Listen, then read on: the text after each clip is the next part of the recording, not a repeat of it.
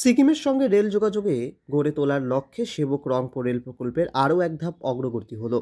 এই প্রকল্পের গুরুত্বপূর্ণ টানেল নম্বর 8-এর ব্রেকথ্রু আনুষ্ঠানিকভাবে সম্পন্ন হয়েছে। অনুষ্ঠানে উপস্থিত ছিলেন আইআরকনের উপদেষ্টা মহেন্দ্র সিং, প্রাক্তন জেনারেল ম্যানেজার টিটি ভুটিয়া সহ একাধিক আধিকারিক।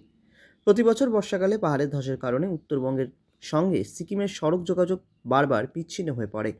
ফলে সিকিম রাজ্যের সঙ্গে যাতায়াত এবং পণ্য পরিবহনেও বড় ধরনের সমস্যা তৈরি হয়।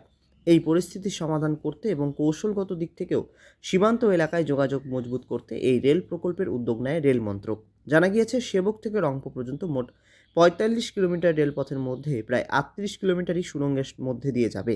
এই প্রকল্পে মোট ১৪টি টানেল, ১৩টি রেল সেতু এবং ৫টি স্টেশন নির্মাণ করা হচ্ছে।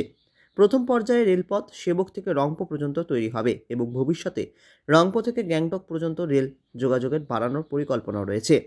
এদিন আইআরকনের উপদেষ্টা মহেন্দ্র সিং জানান, প্রকল্পের বেশিরভাগ টানেলের ব্রেকথ্রু ইতিমধ্যে সম্পন্ন হয়েছে এবং কয়েকটি টানেলে রেল লাইন বসানোর কাজও প্রায় শেষ পর্যায়ে।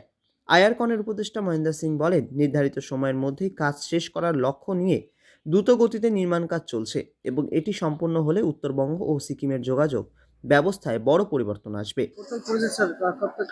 टोटल हमारा 14 टनल है इस प्रोजेक्ट में। 14 में से ये 13 टनल है जो कंप्लीट हो चुकी हैं। 12 टनल में हमारा लाइनिंग कंप्लीट हो गया और उसमें 10 टनल में हमारा ट्रैक भी बिछा दिया गया है और ब्रिज से 10 ब्रिज खत्म हो गए 13 में से।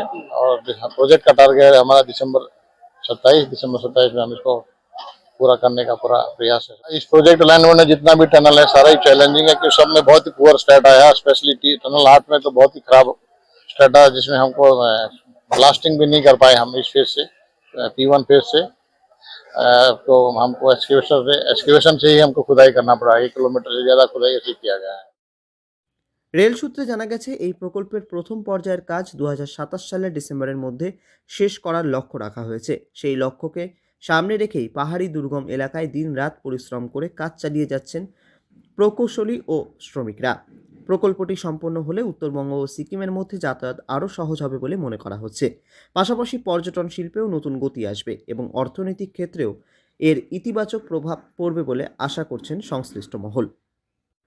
দার্জিলিং থেকে ঋত্বিক ভট্টাচার্যের রিপোর্ট, লোকাল 18 বাংলা।